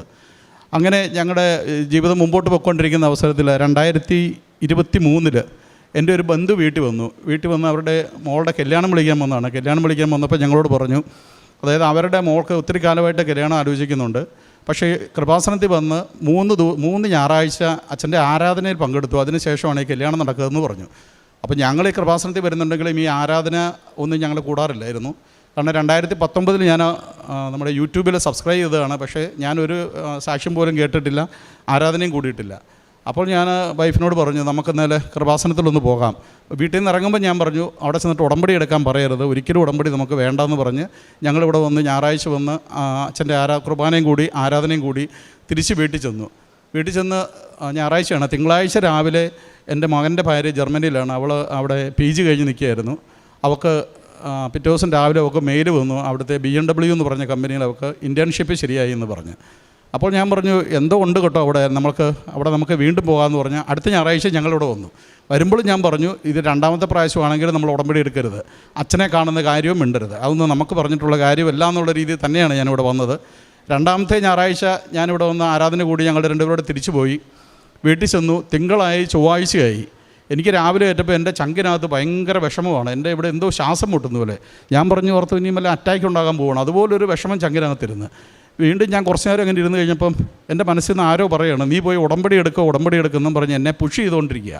അപ്പോൾ ഞാൻ വൈഫിനോട് പറഞ്ഞു ഇത് എനിക്ക് ഉടമ്പടി എടുക്കാതെ പറ്റുകയില്ല. അപ്പം പുള്ളിക്കാരത്തി പറഞ്ഞു ഞാനും പറയാൻ ആലോചിക്കുമായിരുന്നു നമുക്കൊന്ന് ഉടമ്പടി എടുക്കണമെന്ന് പറഞ്ഞു. പിറ്റേ ദിവസം രാവിലെ ഞാൻ തന്നെ അവിടുന്ന് ഇവിടെ വന്ന് ഇവിടെ ക്യൂ ഒക്കെ നിന്ന് ക്ലാസ്സൊക്കെ കൂടി കൃത്യമായ ഉടമ്പടി എടുത്ത് അന്ന് കിട്ടിയ കുറച്ച് പത്രമൊക്കെ മേടിച്ചുകൊണ്ടാണ് ഞങ്ങൾ ഇവിടുന്ന് പോകുന്നത്. ഞാൻ തന്നെ ഉള്ളൂ കേട്ടോ, ഭാര്യ വന്നിട്ടില്ലായിരുന്നു. ആ പത്രമൊക്കെ എനിക്ക് ഒരു ബിസിനസ്സുണ്ട്, പാലയിലൊരു ഷോപ്പുണ്ട്. അപ്പോൾ ഷോപ്പിൽ സാധനം മേടിക്കുന്നവരുടെ അവർ മേടിക്കുമ്പോൾ ആ കവറിനകത്ത് ഞാൻ കടയിലെ സ്റ്റാഫിനോട് പറഞ്ഞു, നിങ്ങൾ ഇതിനകത്ത് ഓരോ പത്രം ഇട്ട് കൊടുക്കുക. അപ്പോൾ അവർ കുറച്ച് പ്രാവശ്യം അങ്ങനെ ഇട്ട് കൊടുത്തപ്പം ചില ആൾക്കാർക്ക് ഈ പത്രം വീട്ടിൽ ചെല്ലുന്ന ഇഷ്ടപ്പെടുന്നില്ല. അപ്പോൾ അവർ വന്ന് ചോദിക്കും, നിങ്ങൾ എന്തിനും പത്രം ഇട്ടേന്ന് ചോദിക്കുന്നുണ്ട്. പിന്നെ ആ പരിപാടി നിർത്തി. പിറ്റേ മാസം ഞാൻ വന്ന് ഒരു 10-40 പത്രം മേടിച്ചു. 2 കെട്ട് പത്രം മേടിച്ചിട്ട് ഞാനത് ഒരു പോസ്റ്റിൽ അയക്കാൻ തുടങ്ങി. കാരണം ഒരു 5 രൂപയുടെ ഒരു കവറും മേടിക്കും, 10 രൂപയുടെ സ്റ്റാമ്പ് ഒട്ടിച്ച് 15 രൂപ ചിലവാണ്. എന്നാലും ഞാനത് പോസ്റ്റിൽ അയക്കാൻ തുടങ്ങി. അപ്പോൾ പോസ്റ്റിൽ അയച്ചു കഴിഞ്ഞ് 1 മാസം കഴിഞ്ഞപ്പോൾ എനിക്ക് തോന്നി ഇത് ശരിയായ നടപടിയല്ല, നമ്മൾ ഈ പോസ്റ്റിൽ അയക്കുന്നത് നല്ലതല്ല എന്ന് എനിക്ക് തോന്നിയുകൊണ്ട് ഞാൻ ഇവിടെ ഓഫീസിൽ വിളിച്ചിട്ട് ചോദിച്ചു, ഞാൻ ഇങ്ങനെയാണ് പത്രം കൊടുക്കുന്നത്, അതിലെന്തെങ്കിലും കുഴപ്പമുണ്ടോ എന്ന് ചോദിച്ചു. അപ്പോൾ അവർ പറഞ്ഞു, അത് അത്ര നല്ലതല്ല, പോസ്റ്റിൽ അയക്കുന്ന ഒരു പ്രേക്ഷിത പ്രവർത്തനമാണ്, പക്ഷേ നമ്മളതൊരു എളുപ്പവഴിയാണ് ചെയ്യുന്നതെന്ന് പറഞ്ഞു. ഓക്കെ, ഞാൻ അത് നിർത്തി വീണ്ടും ഞങ്ങൾ പത്രം നേരിട്ട് വിതരണം ചെയ്യാൻ തുടങ്ങി. ആ പത്രം ഞങ്ങൾ ഇന്നിപ്പം എനിക്ക് തോന്നുന്നു ഈ മാസം ഞാൻ മേടിച്ചും കൂടെ കൂട്ടി 3300 പത്രമാണ് ഞങ്ങൾ ഇതുവരെയും കൊടുത്തിരിക്കുന്നത്. അത് ഞങ്ങൾ 2 പേരും കൂടെ കോട്ടയം മെഡിക്കൽ കോളേജിൽ പോയി അവിടെ നേരിട്ട് കൊടുക്കുന്നത്. പോസ്റ്റിലേക്കോ ആരുടെ കയ്യിൽ കൊടുത്തു വിടുകയോ ചെയ്യുന്നില്ല. നേരിട്ട് പോയി നിന്ന് ഞങ്ങൾ ഈ പത്രം മുഴുവൻ അവിടെ വിതരണം ചെയ്യും. ചിലവരെ ഞങ്ങളെ ആക്ഷേപിക്കാറുണ്ട്. ഒരു ആൾക്കാരിരിക്കുന്ന റിസപ്ഷൻ്റെ അവിടെ നിന്ന് എന്നെ പരസ്യമായി ആക്ഷേപിച്ചു. ഞാൻ പത്രം കൊടുത്തപ്പോൾ ഒരു ചേട്ടത്തി എന്നോട് ഏറ്റവും ചോദിച്ചു, അതായത് ഈ പത്രം മാത്രം മതിയല്ലോ എന്ന് ചോദിച്ചു, മെഡിക്കൽ കോളേജ് പോലും വേണ്ടല്ലോ, ഇത് വായിച്ചു കഴിഞ്ഞാൽ നിങ്ങളുടെ അസുഖം മാറുമെന്ന് പറയുന്നതെങ്കിൽ എന്താണെന്ന് ചോദിച്ചു എന്നെ ആക്ഷേപിച്ച് വിട്ടു. ഞാൻ മറുപടി ഒന്നും പറഞ്ഞില്ല. അതുപോലെ പല സ്ഥലത്തു നിന്ന് നമുക്ക് പല തിക്താനുഭവങ്ങളുണ്ടായെങ്കിലും ഞങ്ങൾ അതുമായിട്ട് മുമ്പോട്ട് പോയി. ഞങ്ങൾ രാവിലെ പോയി കഴിഞ്ഞാൽ എനിക്ക് തോന്നുന്നു 1 മണിക്കൂർ കൊണ്ട് ഞങ്ങളുടെ കയ്യിലിരിക്കുന്ന പത്രം തീർന്നു കഴിഞ്ഞാൽ ആരെങ്കിലും ഞങ്ങളോട് ചോദിക്കും ഒരു പത്രം കൂടെ ഉണ്ടോ എന്ന് ചോദിച്ച് വരുന്ന ഒരു അത്രമാത്രം അനുഗ്രഹം എനിക്ക് കിട്ടിയിട്ടുണ്ട്. പിന്നീട് ഞാൻ എൻ്റെ ഉടമ്പടിയിൽ വെച്ച കാര്യങ്ങൾ അതൊന്നൊന്നായി എനിക്ക് സാധിച്ചു തന്നുകൊണ്ടിരിക്കുകയാണെന്ന് എനിക്ക് കാണാൻ സാധിച്ചു തുടർന്ന് അങ്ങോട്ട്. അതുപോലെ തന്നെ ഞാൻ ഉടമ്പടി എടുത്തുകൊണ്ട് ഇവിടുന്ന് പോകുമ്പോൾ ഞാൻ ഇവിടുന്ന് ഒരു ഫോട്ടോ മേടിച്ചുകൊണ്ട് പോയിരുന്നു. കാര്യം ആദ്യം ഉടമ്പടി എടുത്തപ്പോൾ ഞങ്ങൾ കുറച്ച് ഫോട്ടോസൊക്കെ വീട്ടിലുണ്ട്, വലിയ തിരിയൊക്കെ കത്തിച്ചാൽ. പക്ഷേ ആ അച്ഛൻ്റെ ധ്യാനം കൂടി കഴിഞ്ഞപ്പം ഞാൻ പറഞ്ഞല്ലോ, ഒരു ധ്യാന കേന്ദ്രത്തിൽ അച്ഛൻ മോശമായി പറഞ്ഞു, ഈ ഫോട്ടോ എല്ലാം ഉപേക്ഷിച്ചു. വീണ്ടും ഞാൻ ഇവിടെ നിന്ന് ഉടമ്പടി എടുത്ത സമയത്ത് ഞാൻ ഇവിടുന്ന് വലിയൊരു ഫോട്ടോ മേടിച്ച് എൻ്റെ വീട്ടിൽ കൊണ്ടുവന്ന് വെച്ചു. അപ്പോൾ അന്ന് തന്നെ എൻ്റെ വീട്ടിൽ എൻ്റെ മോൻ്റെ കൊച്ചുണ്ട് വീട്ടിൽ, അവൻ ഞങ്ങളുടെ കൂടെ നിൽക്കുന്നത്. അവൻ്റെ പേരൻസ് ജർമ്മനിയിലാണ്. അപ്പോൾ മോൻ്റെ കൊച്ചിനോട് ഞാൻ പറഞ്ഞു, നീ പോയി ആ ഫോട്ടോയുടെ അടുത്ത് നിന്ന് പ്രാർത്ഥിച്ചിട്ട് വന്നേ, അപ്പാപ്പൻ്റെ കാര്യമൊക്കെ എല്ലാം ശരിയാകുമെന്നൊന്ന് ചോദിക്കാൻ പറഞ്ഞു. ഈ 3 വയസ്സുള്ള കൊച്ച് ഓടിപ്പോയി മാതാവിൻ്റെ ഫോട്ടോയുടെ മുമ്പിൽ നിന്ന് പ്രാർത്ഥിച്ചിട്ട് അവനോട് പോകുന്നത് കണ്ടു. ഞാൻ വേറെ മുറിയിലായിരുന്നു. അത് കഴിഞ്ഞ് ഓടി എൻ്റെ അടുത്ത് വന്ന് പറഞ്ഞു, മാതാവ് പറഞ്ഞെന്ന് പറഞ്ഞു, എല്ലാം ശരിയായി കിട്ടും, പക്ഷേ സ്നേഹമായിരിക്കണം, ഇഷ്ടമായിരിക്കണം, പക്ഷേ സ്നേഹമായിരിക്കണമെന്ന്. ഇങ്ങനെ ഒരു വാക്ക് ഞങ്ങളുടെ വീട്ടിൽ ഞങ്ങൾ ആരും പറഞ്ഞിട്ടില്ല. ഈ കൊച്ചിന് ഇത് പറയേണ്ട ഒരു കാര്യമില്ലാത്തതാണ്. അപ്പോൾ ഞാൻ പിന്നെയും ചോദിച്ചു, നിന്നോട് ആരാ ഇത് പറഞ്ഞതെന്ന് ചോദിച്ചു. അപ്പോൾ പറയുന്ന മാതാവിന് ആ ഫോട്ടോയിലിരിക്കുന്ന ആൾ തന്നെ, മാതാവ് തന്നെ എന്നോട് പറഞ്ഞത് ഇഷ്ടമായിരിക്കണം, സ്നേഹമായിരിക്കണം എന്ന് പറഞ്ഞു എന്ന് പറഞ്ഞു. ഇങ്ങനെ ഒരു അനുഭവം എനിക്ക് ഇതായിട്ടുണ്ടായിട്ടുണ്ട്. പിന്നെ എൻ്റെ കാര്യങ്ങൾ സാധിച്ചിരിക്കുന്നത്, അതായത് എൻ്റെ മലദ്വാരത്തിൻ്റെ അവിടെ ഒരു ചെറിയ ചൊറിച്ചിൽ അനുഭവപ്പെട്ടു. അപ്പോൾ ഞാൻ ഒരാഴ്ച കഴിഞ്ഞപ്പോൾ അത് വലിയ മുഴയായി മാറി. അപ്പോൾ ഞാനവിടെ ഞങ്ങളുടെ അടുത്തുള്ള പാലായിൽ തന്നെ ഉള്ള മെഡിസിറ്റി എന്ന് പറഞ്ഞാൽ അവിടുത്തെ ഏറ്റവും വലിയ ഹോസ്പിറ്റലാണ്. അവിടെ പോയി ഞാൻ ഡോക്ടറെ കാണിച്ചപ്പോൾ ഡോക്ടർ പറഞ്ഞു, ഇത് സർജറി ചെയ്യേണ്ടി വരും, സർജറി ചെയ്ത് ഒരു ബയോപ്സിക്ക് അയച്ചിട്ട് നമുക്ക് എന്നാണെങ്കിൽ തീരുമാനിക്കാമെന്ന് പറഞ്ഞു. അപ്പോൾ ഞാൻ പറഞ്ഞു, ഡോക്ടറെ കുറച്ച് ദിവസത്തേക്ക് മരുന്നും എല്ലാം തന്നിട്ട് നമുക്ക് കുറയുമെന്ന് നോക്കിയാലോ. അങ്ങനെ ഡോക്ടർ മരുന്ന് തന്നു. ഞാൻ ഈ മരുന്ന് പോയി ഒരു 8 ദിവസം ഞാൻ ഈ മരുന്ന് ഉപയോഗിച്ച് നോക്കി. ഗുളികയും കഴിച്ചു, ഓയിൻമെൻറ്റും ഒക്കെ ഉണ്ടായിരുന്നു. പക്ഷേ യാതൊരു വ്യത്യാസവും ഉണ്ടായില്ല. അപ്പം ഞാൻ വൈഫിനോട് പറഞ്ഞു, നമ്മളേതൊക്കെയാണ് ഈ സാക്ഷ്യം കേൾക്കുന്നതിനകത്തൊക്കെ എല്ലാവരും പറയുന്നുണ്ടല്ലോ, ഇവിടെ കൃപാസനത്തിൻ്റെ തൈലം തേച്ചൊക്കെ അസുഖങ്ങൾ മാറുന്നതായിട്ട് പറയുന്നുണ്ട്. അപ്പോൾ നമ്മളിത് കേട്ടേച്ച് നമ്മൾ പിന്നെ ഗുളിക കഴിക്കുന്നത് ശരിയല്ല എന്ന് പറഞ്ഞു. അപ്പോൾ പുള്ളിക്കാരത്തി പറഞ്ഞു, അതെല്ലാം മരുന്നും കഴിച്ച് ഈ തൈലവും കൂടെ ഉപയോഗിക്കാമെന്ന് പറഞ്ഞു. ഞാൻ പറഞ്ഞു, അത് വേണ്ട, ഏതായാലും ഒന്ന് ചെയ്താൽ മതി, രോഗം മാറുമോ ഇല്ലയോ എന്നറിയാമല്ലോ. മാതാവിനെ ഒരു പരീക്ഷിക്കുന്ന ഒരു രീതി തന്നെയാണ് ഞാൻ ചെയ്തത്. ഞാൻ ആ ഉടമ്പടി തൈലം ഒരു 8 ദിവസം ഈ മുഴയെ പുരട്ടി. 9-ാം ദിവസം ഞാൻ നോക്കിയപ്പോൾ ആ മുഴ ഇവിടെ ഉള്ളതായിട്ട് പോലും എനിക്ക് കാണാൻ സാധിച്ചിട്ടില്ല. പിന്നെ ഇന്ന് വരെ അങ്ങനെ ഒരു അസുഖം എനിക്കുണ്ടായിട്ടില്ല. അത് ആണ് ഒന്നാമത്തെ ഒരു കാര്യം. ഞാനിത് സാക്ഷ്യത്തിൽ വെച്ചിരുന്നതല്ല, എൻ്റെ നിയോഗത്തിൽ വെച്ചിരുന്നതല്ല, അല്ലാതെ തന്നെ എനിക്ക് സാധിച്ചു കിട്ടിയ കാര്യങ്ങളാണ്. പിന്നീടുള്ള എൻ്റെ മോന്, അവന് ജർമ്മനിയിലാണ്. ജർമ്മനിയിലെ ഒരു പ്രശ്നമെന്ന് പറഞ്ഞാൽ അവിടെ വീട് കിട്ടാനായിട്ട് ഭയങ്കര ബുദ്ധിമുട്ടാണ്. ഒരു വീടൊക്കെ നോക്കാൻ ചെല്ലുമ്പോൾ 100-400 പേരാണ് ഒരു വീടിന് വേണ്ടി അവിടെ നിൽക്കുന്നത്. അതിനകത്തുനിന്ന് ഒരു വീട് കിട്ടുന്നില്ല. അവൻ മാസങ്ങളോളം കിടന്ന് കഷ്ടപ്പെടുകയായിരുന്നു. അപ്പോൾ ഞാൻ എൻ്റെ 2ാമത്തെ ഉടമ്പടി നിയോഗത്തിൽ ഞാൻ വെച്ചു, ഈ വീടിൻ്റെ കാര്യം വെച്ചു. ആ നിയോഗം ഞാൻ വെച്ച് കഴിഞ്ഞൊരു 5-6 ദിവസത്തിനകം അവന് അതുവരെയും കണ്ടതിൽ ഏറ്റവും നല്ലൊരു വീട് അവനവിടെ ലഭിച്ചു. 3ാമത്തെ നിയോഗമായിട്ടുള്ളത്, എൻ്റെ മോള് ജർമ്മനി ഡോക്ടറാണ്. അവളിവിടെ അമൃതയിൽ പഠിച്ചിട്ട് ജർമ്മനിക്ക് പോയതാണ്. ജർമ്മനി ഡോക്ടറായിട്ട് അവിടെ പോയി ആദ്യത്തെ എക്സാം എഴുതി അവൾ പാസ്സായി. 2ാമത് ജർമ്മനി നമ്മൾ ട്രീറ്റ്മെൻറ്റ് ചെയ്യണമെങ്കിൽ അവിടെ ഒരു അപ്രൊബേഷൻ എന്ന് പറഞ്ഞ ഒരു എക്സാമുണ്ട്. ആ എക്സാം എഴുതിയാലേ പാസ്സാകാൻ പറ്റുള്ളൂ. അത് 2 രീതിയിൽ നമുക്ക് ജർമ്മനിയിൽ ചെയ്യാൻ പറ്റും. കാരണം അമൃതയിൽ പഠിച്ചുകൊണ്ട്, അമൃത ഡീംഡ് യൂണിവേഴ്സിറ്റിയാണ്. ഈ ഡീംഡ് യൂണിവേഴ്സിറ്റി ഉള്ളവർക്ക് അവിടെ ഇതേ കരിക്കുലം തന്നെ അവിടെ കൊടുത്തു കഴിഞ്ഞാൽ അവിടെ എക്സാം ഇല്ലാതെ അവർക്ക് കിട്ടും. അപ്പോൾ ഞാനതെൻ്റെ ഉടമ്പടി നിയോഗത്തിൽ വെച്ചു. അവളുടെ ഇവിടുത്തെ കരിക്കുലം എല്ലാം ജർമ്മനിയിൽ മെഡിക്കൽ കൗൺസിലിൽ അയച്ചു കൊടുത്തു. അവരത് അക്സെപ്റ്റ് ചെയ്തു. ഈ കരിക്കുലം അതുമായിട്ട് മാച്ച് ചെയ്യുന്നുണ്ട്. അതുകൊണ്ട് അവൾക്ക് എക്സാം ഇല്ലാതെ ജർമ്മനിയിൽ എവിടെയും ചികിത്സിക്കാൻ പറ്റുന്ന രീതിയിലുള്ള ആ ലൈസൻസ് എൻ്റെ മോൾക്ക് കൊടുത്തു. പിന്നീട് എൻ്റെ മകൻ്റെ ഭാര്യയ്ക്ക് ഇൻറ്റേൺഷിപ്പ് കിട്ടി, തീസിസ് കിട്ടുന്നില്ലായിരുന്നു. അത് ഞാൻ ഉടമ്പടി നിയോഗം വെച്ചു. നിയോഗം വെച്ചപ്പം ജർമ്മനിയിൽ തന്നെ വലിയൊരു കമ്പനിയിൽ അവൾക്ക് തീസിസ് കിട്ടി. എൻ്റെ സഹോദരിയുടെ മകന് ലണ്ടനിൽ UN വർക്ക് ചെയ്യുകയാണ്. അപ്പോൾ അവന് കുറച്ചുകൂടെ മെച്ചപ്പെട്ട ഒരു ജോലി വേണമെന്ന് അവിടുന്ന് പറഞ്ഞു. അവൻ പറഞ്ഞു. അപ്പോൾ ഞാനതിവിടെ നിയോഗം വെച്ചു. അവന് UN കഴിഞ്ഞും വലിയ മെച്ചപ്പെട്ട ഒരു ജോലി അവന് ലഭിച്ചു. ഇതാണ് പിന്നീട് എൻ്റെ മോന് അവന് വർക്ക് ചെയ്യുന്ന കമ്പനിയിൽ അവന് ജോലി സ്ഥിരപ്പെട്ട് കിട്ടണമെന്നൊരു നിയോഗം ഉണ്ടായിരുന്നു. അതെനിക്ക് സാധിച്ചു തന്നു. അതുപോലെ തന്നെ വലിയൊരു അത്ഭുതമായിട്ട് എനിക്കുള്ളത്, എൻ്റെ മോള് ഞാൻ പറഞ്ഞു ജർമ്മനി ഡോക്ടറാണെന്ന് പറഞ്ഞു. അവൾക്ക് അവളുടെ വിസ പുതുക്കുന്ന സമയമായി. വിസ പുതുക്കാനായിട്ട് അവൾ എംബസിയിൽ അപ്ലൈ ചെയ്ത് കഴിഞ്ഞപ്പോൾ ജർമ്മനിയിൽ PR കിട്ടാൻ ഭയങ്കര ബുദ്ധിമുട്ടായി. ഇവൾ അവിടെ ചെന്നിട്ട് 3 വർഷമായുള്ളൂ. അപ്പോൾ എംബസിയിൽ നിന്ന് ഇവൾ വിസ പുതുക്കാൻ ആപ്ലിക്കേഷൻ കൊടുത്തു കഴിഞ്ഞ് പിറ്റേ ദിവസം ഇവളെ എംബസിയിൽ നിന്ന് ഇങ്ങോട്ട് വിളിച്ച് പറയുകയാണ്, നിനക്ക് വിസ അല്ല തരുന്നത്, നിനക്ക് തരുന്നത് PR തരാൻ പോവാമെന്ന് പറഞ്ഞു. അങ്ങനെ അവൾക്ക് ഈ 29-ാം തീയതി PR കിട്ടും. അത് എൻ്റെ മോള് ഓൺലൈനിൽ ഉടമ്പടി എടുത്ത് പ്രാർത്ഥിക്കുന്നുണ്ട്. എൻ്റെ മക്കളുടെ കാര്യങ്ങളെല്ലാം പറഞ്ഞപ്പോൾ ഞാൻ ഒരു കാര്യം പറയാൻ മറന്നുപോയി. മക്കൾക്ക് വേണ്ടി നമ്മൾ ഉടമ്പടി എടുത്തെങ്കിൽ പോലും അവരും ഇതുപോലെ തന്നെ മാതാവിനോട് പ്രാർത്ഥിച്ചുകൊണ്ടാണ് ഇരിക്കുന്നത്. വെറുതെ മാതാപിതാക്കൾ ഉടമ്പടി എടുത്തിട്ട് മക്കൾക്ക് കിട്ടുമോ എന്ന് എനിക്കറിയത്തില്ല. മക്കളും കൂടെ ഈ പ്രാർത്ഥനയിൽ ഉൾപ്പെടണം, എങ്കിൽ മാത്രമേ ഇത് നടക്കുള്ളൂ എന്നാണ് എൻ്റെ അനുഭവത്തിൽ നിന്ന് എനിക്ക് മനസ്സിലായത്. ഇപ്പം എൻ്റെ മോളും എൻ്റെ ഭാര്യയും ഓൺലൈൻ ഉടമ്പടിയിലാണ്. മോൻ എടുത്തിട്ടില്ല. അവൻ ഇവിടെ വന്ന് നേരിട്ട് തീർത്ഥാടന ഉടമ്പടി എടുക്കുന്നുള്ളൂ എന്ന് പറഞ്ഞുകൊണ്ട് നിൽക്കുകയാണ്. ഇതാണ് ഞങ്ങളുടെ ജീവിതത്തിൽ എനിക്ക് മാതാവ് തന്ന അനുഗ്രഹങ്ങൾ. ഞാൻ ക്രിസ്ത്യാനിയാണെങ്കിലും ഞായറാഴ്ച ദിവസം സൗകര്യം ഉണ്ടെങ്കിൽ പള്ളിയിൽ പോകുന്ന ഒരു ക്രിസ്ത്യാനിയായിരുന്നു. ഞായറാഴ്ച ക്രിസ്ത്യാനി എന്ന് പോലും പറയാൻ പറ്റില്ല. കാരണം എനിക്ക് സമയം ഉണ്ടെങ്കിൽ ഞാൻ പള്ളിയിൽ പോകും. എൻ്റെ വീടിനടുത്ത് തന്നെ ഒരു നൊവേനപ്പള്ളിയുണ്ട്, അവിടെയും ചിലപ്പം പോകും. പക്ഷേ പള്ളിയുടെ കാര്യങ്ങളിലെല്ലാം ഞാൻ ഇൻവോൾവാണ്. എൻ്റെ വീടിനടുത്തുള്ള ദേവാലയത്തിൽ യൂദാശ്ലീഹയുടെ നൊവേനയാണ്. അത് തുടങ്ങാനൊക്കെ മുൻപന്തി നിന്നതും എല്ലാം ഞാനാണ്. ഇതൊക്കെ ചെയ്യാണ്. പക്ഷേ ഈ പള്ളിയിൽ പോയി കുർബാന കൂടുന്നതിലൊന്നും ഞാൻ അത്ര താല്പര്യം കാണിച്ചിരുന്ന ഒരാളല്ല. പക്ഷേ ഞാൻ ഇവിടെ വന്ന് അവരെ കൊന്തയില്ലുക, വൈകുന്നേരം പ്രാർത്ഥന എന്ന് പറഞ്ഞാൽ നമുക്ക് ഒത്തെങ്കിൽ പ്രാർത്ഥിക്കും. ഇതൊരു നിർബന്ധമായ ഉള്ളൊരു കാര്യമല്ലായിരുന്നു പ്രാർത്ഥന. കാരണം നമുക്ക് സൗകര്യം ഉണ്ടെങ്കിൽ പ്രാർത്ഥിക്കും, ഇല്ല എന്നുള്ള രീതിയിലാണ് ഞങ്ങൾ പൊയ്ക്കൊണ്ടിരുന്നത്. പക്ഷേ ഉടമ്പടി എടുത്തതിന് ശേഷം എൻ്റെ ആത്മീയ ജീവിതത്തിൽ വലിയ ഉയർച്ചയാണ് ഉണ്ടായിരിക്കുന്നത്. ഞാൻ പോലും അങ്ങനെ പ്രതീക്ഷിച്ചില്ല ഞാനിങ്ങനെ ആയിത്തീരുമെന്ന്. കാരണം ഞാൻ കൃത്യമായി ഞായറാഴ്ചകളെ കുർബാന മുടക്കുന്നത് എനിക്കൊന്ന് ചിന്തിക്കാൻ പറ്റിയല്ല. അല്ലാത്ത ദിവസങ്ങളിൽ പോലും ഞാൻ എല്ലാ ദിവസവും തന്നെ ഞാൻ പള്ളിയിൽ പോകാൻ ശ്രമിക്കാറുണ്ട്. വൈകുന്നേരത്തെ പ്രാർത്ഥന, കുടുംബ പ്രാർത്ഥന ഞങ്ങൾ മുടക്കാറില്ല. ദിവസം ഞാൻ അരമണിക്കൂർ കൃത്യമായിട്ട് ബൈബിൾ വായിക്കും. എൻ്റെ പ്രാർത്ഥന എന്ന് പറഞ്ഞാൽ മറ്റൊരു രീതിയിലാണ്. കാരണം ഞാൻ വെളുപ്പിനെ 2 മണിക്ക് എണീക്കും. ഇപ്പം 2 മണിക്ക് എഴുന്നേറ്റ് ഞാൻ 4 ജപമാല 203 മണി ജപമാല ഞാൻ ചെല്ലും 4 മണിക്കായിട്ട്. അതിനുശേഷം ഒരു കരണക്കൊന്ത ചെല്ലും. വീണ്ടും ഞാൻ പ്രത്യക്ഷീകരണ പ്രാർത്ഥന ഒരു 3:15 ആകുന്ന സമയത്ത് ഞാൻ പ്രത്യക്ഷീകരണ പ്രാർത്ഥന ചെല്ലും. കുറച്ച് നേരം കിടന്നു കഴിഞ്ഞ് ഞാൻ 6:15 എടുത്ത് കുർബാനയ്ക്ക് പോകും. ഇതേ രീതിയിലുള്ള പ്രാർത്ഥനയിലേക്ക് ഞാൻ വന്നു. ഒരു കൊന്തയെല്ലാം മടിച്ചിരുന്ന് ഞാൻ വെളുപ്പിനെ 2 മണിക്ക് ഉറക്കളച്ചേറ്റിരുന്ന കൊന്തയെല്ലാം മാത്രം എനിക്ക് ആത്മീയമായ വലിയ ഉയർച്ച എനിക്കുണ്ടായി.